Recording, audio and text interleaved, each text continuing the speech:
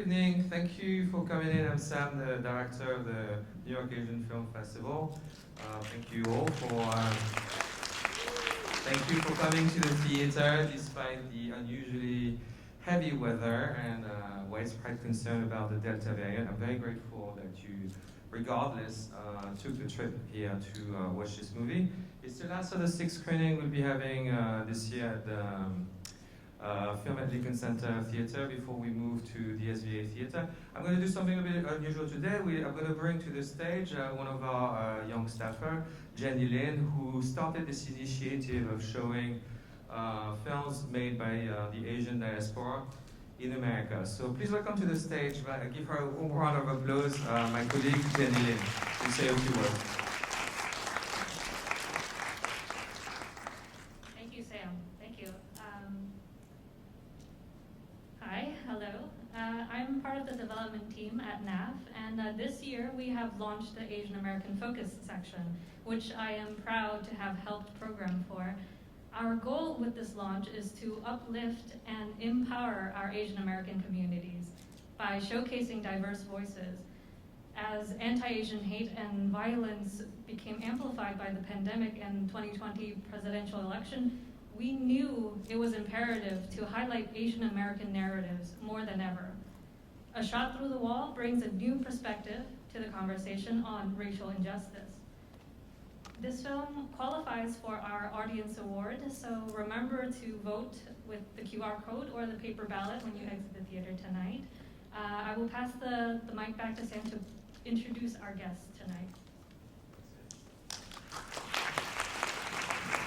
Thank you, Jenny.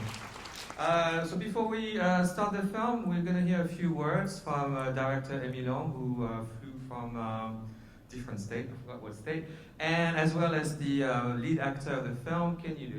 So please everybody give them a warm round of applause as they are here especially to introduce the film.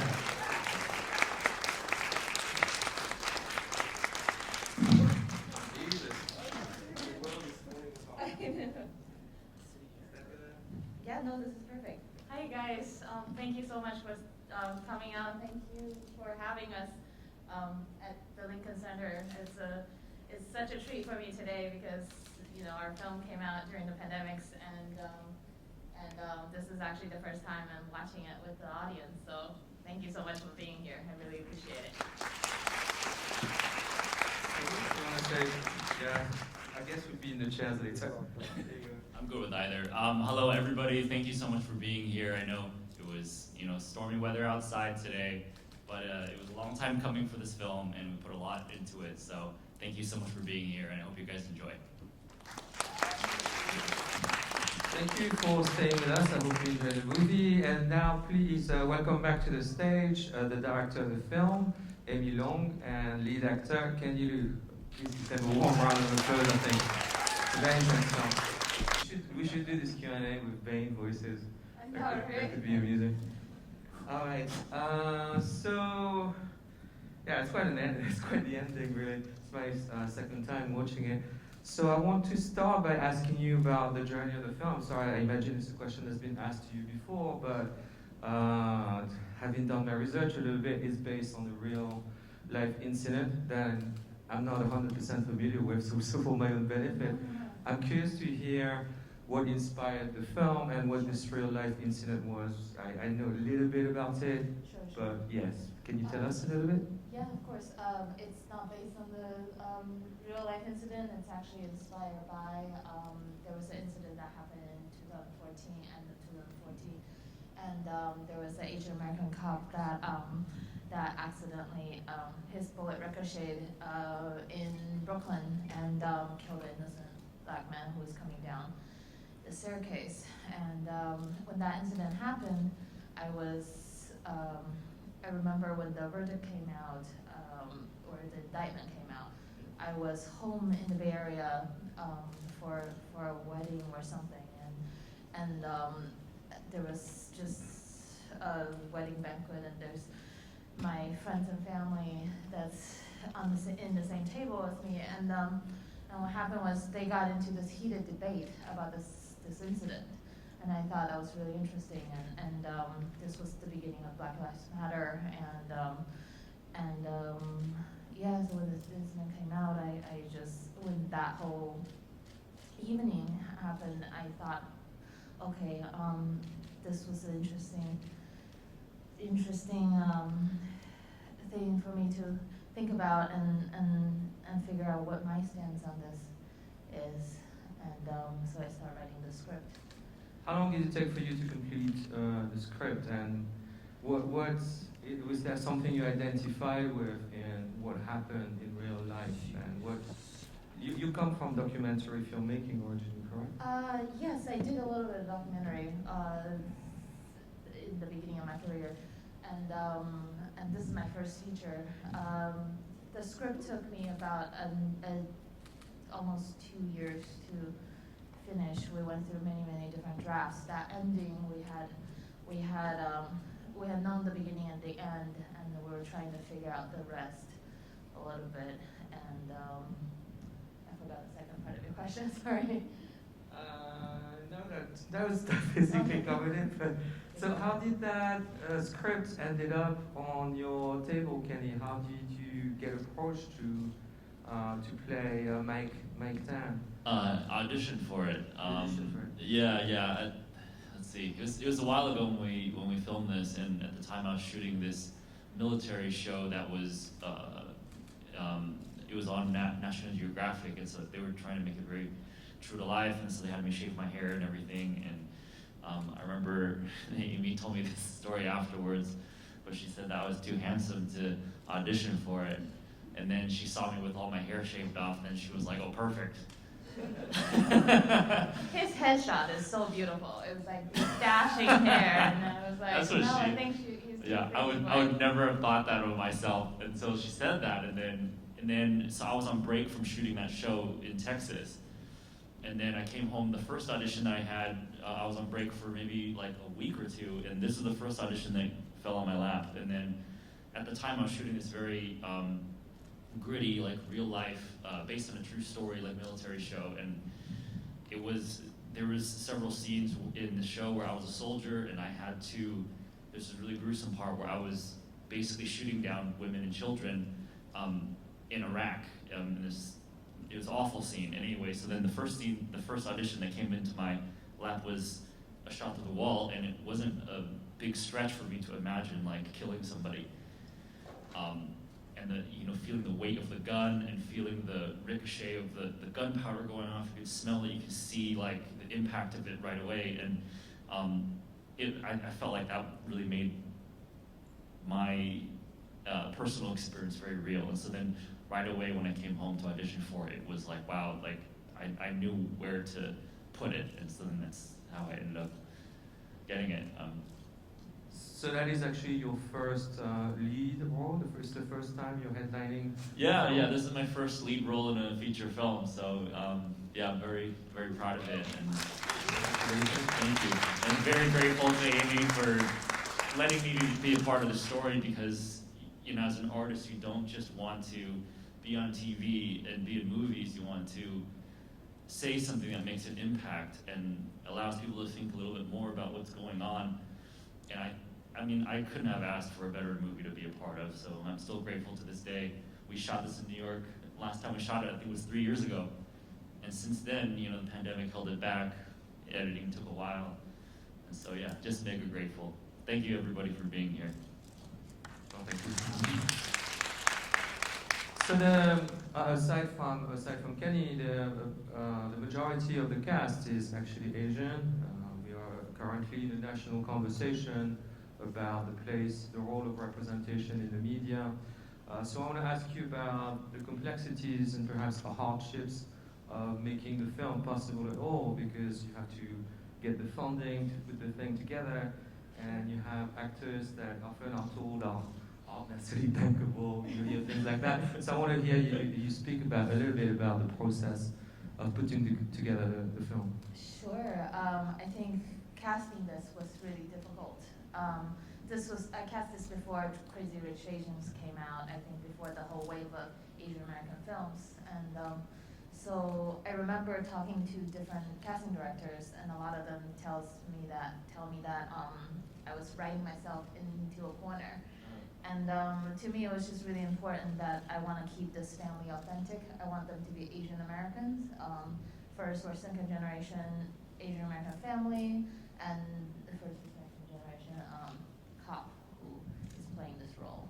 I think that makes a difference. I'm sort of first or second generation Asian American, so I would like to see myself on screen or see myself represented on screen in mainstream America. Can you tell us a little bit about casting the other role? I think the character played by Fiona Fu, I think, is also Yes. a rather exceptional performance. Yes. Fiona, I think, unfortunately cannot travel from Right. Canada. Right. Can you tell us, describe a little bit how what qualities you found in the cast? Not just maybe the Asian actors, but also the romantic interactions, your partner in the film, Sierra Renee. Right. For Fiona, yeah, unfortunately she couldn't be here today. She's from Canada. We auditioned. We looked at him. We looked at Kenny's role for about 11 months, and then once we found him, we were looking for a mother that could play his mother and who can speak Chinese and English, is bilingual, and we looked everywhere, and I was very lucky to work with the casting director, Pat McCorkle, and she was very patient with me, and we found her in Vancouver, and Fiona and I just clicked. Once I saw her, I can see that character coming to life, and I think I was really lucky to have them. Sierra Renee, I wanted her character to be biracial, so she had experience. She is both, and she's neither, and that was really important to me. Two of them, they hit it off really well. I was really, really excited. Sierra had just came off of a CW show, and The Flash, yes, that's right. So I was really lucky to have them. Right. Before we turn to, I could read a few questions actually. I'm sure there's going to be some interesting stuff. A lot of questions. See. Okay. Well, before let me just do another question for you, because so your background is in martial arts actually. Right? I don't know if we can speak about that, but like you're wushu champion pretty much. So you transition kind of straight from that scene. Yeah. Also a brief stint in Silicon Valley. You have an interesting background to a very dramatic role. So I want to ask you about transitioning from all these different. It's a big question actually. Yeah, it's a big question. I feel like I kind of had a very Asian American experience growing up. You know, my parents are very well educated from Taiwan, and growing up here, it was like I was trying to live their American dream. You know, I was taking all these classes or whatever. So I went to Berkeley, got a degree in mechanical engineering, got a job as one. I did a startup. We got funded by Google actually, and then we ended up selling that startup. And then at that point was when I felt like I had bought my freedom to pursue an artistic career. And so then I moved down to Los Angeles 2014, and then I booked this role in 2018 or something. Yeah. And so then there were several transitions because at the time when I was still working in startup land, I was starting to get a martial arts career together too. So I was just very focused on like several different passions. I didn't know what I wanted, and it was when I finally sold that startup that I was like, wow, what does it mean to live with, you know, like not having that drive anymore, where it's like I have to fulfill this dream, this American dream that I'm told that I have to have, and what does that mean for me? It was the question I ever really asked myself. So for me, it was like a huge transition because I not only basically stopped martial arts and engineering, but I just full-blown became an actor in Los Angeles. And so, yeah, now like a lot of people are asking me to do martial arts now. So then I used to compete all over the world, and I was in the U.S. team before I quit. And so then now I'm kind of like doing all of that together now. And long, convoluted answer, but here we go. Yeah. That maybe you'll be in the new Shang-Chi type of films. Yeah, there's a lot of opportunities for that now, you know, so yeah, you get asked for it, regardless of if you have martial arts experience or not. All right, we're going to go back to the substance of tonight's discussion, the film. So question from the audience, really thought-provoking, I'm turning to you, Aimee. Was it your hope to spark discussion or to start arguments? Do you think it's going to start arguments? Alright, when I wrote this movie, I wanted to spark conversations, definitely. I think it was really important. So this was before 2020, before Black Lives Matter took center stage, and I mean, it's really unfortunate. It's such a mixed bag of emotions that is, you know, got into. I mean, I'm in some ways I'm glad it got into mainstream media where people are talking about this now. I think I mean, there's so many problems. I didn't want to oversimplify a issue, and I don't have any of the answers. And I just wanted to spark a conversation. I think the only way to solve a problem is by starting a conversation. And yeah, I mean, this is the first time I'm actually watching this with an audience. We did a couple of test screenings when we were locking the pictures, and it was really interesting because at the end of the film, my test audience they stopped talking about the film because the reason I tested it was I wanted to see whether it was working, whether, you know, if there's anything that was confusing. And then, yeah, no, I mean, people get into heated debates and arguments, so. What do people get into arguments about if you've seen about the subject matter? The subject matter itself? Sure, yeah, the subject matter. Instead of the film itself, people talk about, you know, different stands, where they're at, what side they're on. So I thought, you know, I mean, I'm just really glad I can get people talking about it. Do some aspects of the film generate also arguments or debates? Sure. Like what, for example? I mean, racism, where the line is. I mean, I think, and also I think as an Asian American, where do we stand in the spectrum of modern day racism? I think that was a big one. So my question, a point of clarification for me also as a viewer. So Mike is, I don't know if that's what happened in real life, but he's basically thrown under the bus because he's an Asian cop, so it's okay for him, for the police to just sort of abandon him to his fate. Is that's the way I understood it? Sure, I think I took a lot of artistic liberties for this film, and it wasn't about the real incident. But for me, for this film, I think so. But on the other side, there's a kid whose life is cut short. So that's, yeah.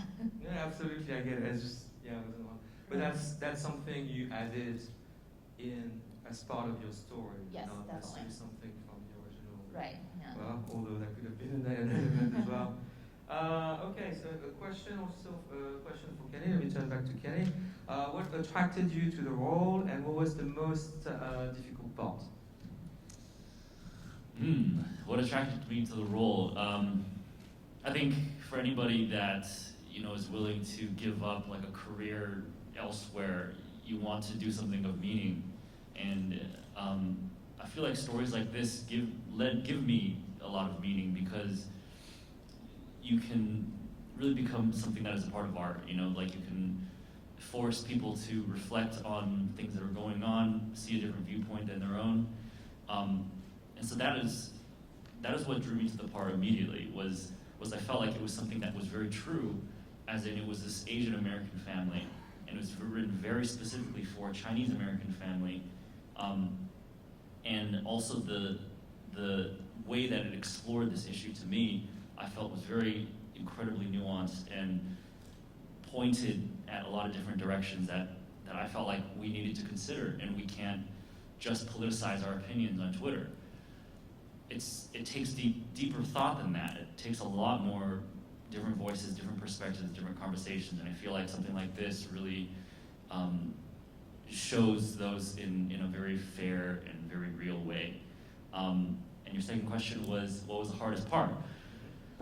Well, the hardest part for me, I think, was I'm a naturally very optimistic, very cheerful person, and for me, this film it was a crucible because it wasn't just my first time being a lead role, but also after every single shot, every single take, Aimee had to remind me that I just killed somebody, and I had to really get into my headspace, because after every cut, I think I was just naturally going, hey, how are you doing today? You doing okay? Everybody's doing great, right? Everybody's happy.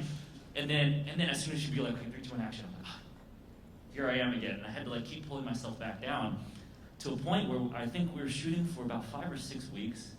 At the end of those 5 or 6 weeks, I lost 10 or 15 pounds. And to me, it was very noticeable. Some scenes I'm like, oh yeah, I definitely look like my normal weight there. And then towards the end, I was I had shrunken. And we came back and almost nobody recognized me, none of my friends. And so then it was a very emotionally difficult thing to keep having to pull myself back there. Yeah, so I would say that. Okay. Another question for Aimee. Was the film shot entirely in New York? And Yes. can you talk about, we talked about the casting, particularly Mike's mother, we talked about Fiona, and father, who was Utsuma, maybe Yes, we can mention. Ty is every Asian American Asian American dad in Hollywood, I guess, in the film industry. He was great. He was a joy to work with, and he is in everything, and he really brought it for me. And that scene with him and Kenny, that was one of my favorite scenes in the film. In the end, towards the end there. The gun discussion. Yes, the gun discussion, exactly. And he was such a joy to work with, and he would bring everybody treats at the end. We were shooting. This was entirely shot in Brooklyn, pretty much. There's a couple of Manhattan scenes, but we shot these all 100% on location. And Ty knows the area really well. So Ty would go and buy us these buns and dumplings, buns, as a treat to everybody when we were shooting, and it was really amazing. He was a very generous actor, and I was very, very lucky to have all of them, Fiona and Ty, and the entire cast. Going back to Kenny again, it's a bit related to some of the previous question. As an Asian American actor, how did you feel, personally about the story, and how did you feel about the family portrayal?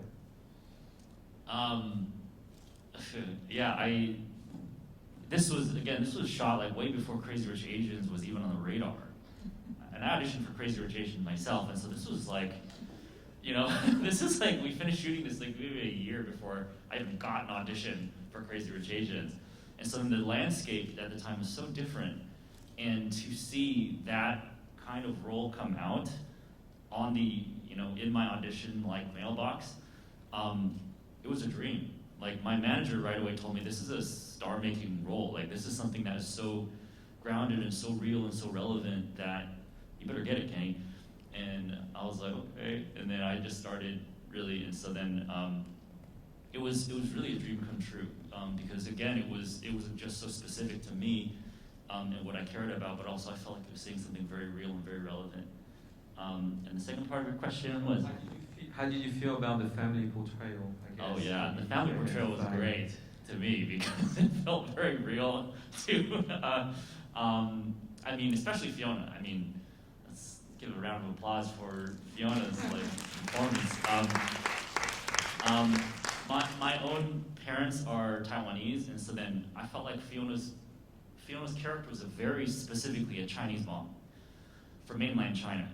And I have a lot of friends who are from mainland China, so I've seen kind of the way that they've had to grow up. And yeah, I really just had to I was like, okay, I got it. I got it right away. I knew their relationship and what it was like growing up with somebody like that who was very, specific with what they want every moment and always looking over your shoulder.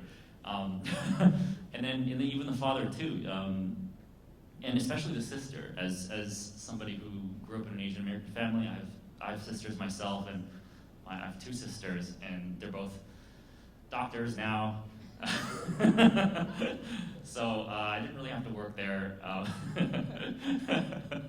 and obviously Ty's role I thought was very specific too, because to have a dynamic with Fiona's character, So anyway, yeah, it was really cool. It was really cool. All right. Not sure how much time we have left, but I'm going to read another question for you, Sure. Aimee. Further down the line, what other Asian American stories would you like to make, or other types of stories would you like to tell? I'm actually currently writing a film that's entirely Asian American story as well, and it's a very different tone. It's a little monster film, and I think there's a lot of mythology that's that's been portrayed in different films, Leprechaun, this and that, but where we don't have a lot of Asian mythology stories there, so I'm writing something in that vein. So, yep. One final question, I guess, before, do we have the time, or do we? Okay. All right. Are you optimistic about the future of Asian Americans on screen and behind the camera? And can you, perhaps the two of you, give us a little bit your feeling as we're about to, actually, can I speak about Yakuza Princess? Oh yeah, definitely. Of new American films with Asians front and center that are coming out. So again, how do you feel about the future of Asian Americans in Hollywood and in America? I'm very optimistic. We're trying our best, yeah, I think there's a wave of us, and thank you for the support of our audience who would come out and watch an Asian American film. I think Is the film going to be released in theaters?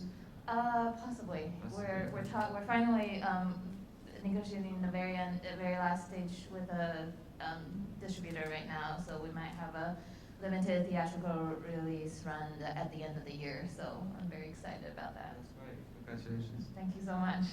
Yeah, I'm so incredibly proud of all the Asian American films that are coming out now. When I first became an actor, it was zero. It was completely dead. It was a liability to be any kind of minority. And within 2 or 3 years of me being in Hollywood, it's become a thing that is here to stay. Everybody's talking about diversity now, and everybody's trying to look for very culturally specific stories to tell. That makes me incredibly proud. I also think at the same time, with all these blockbusters coming out, we've also noticed a trend of them being very, trying very hard to be Asian without actually doing the research. So it's very grating, it's very hard to digest it, because you're like, wow, this is what she means? This is what she is? This is what honor is? And so I think there was a long way to go still, but at least the energy is there. And I think it requires everybody in this room, even if you work in film or not, it's your voices on Twitter even, it's your voices on, telling people out there that this is something that is important to you, this is something that you care about, because I think for way too long, as Asians in the West, we've been so okay with keeping our heads down, but we belong here, and it's important for stories like this to come out, because we need to own our space in order to say that, hey, this is what we go through. We're not saying if it's right or wrong, it's just hey, here's our perspective. And I feel like a lot of people that aren't Asian have such a hard time understanding our path here, our fabric in America. So I want to encourage everybody, like whether you are an actor or not, or if you're an engineer or something, you know, you have something that you can do.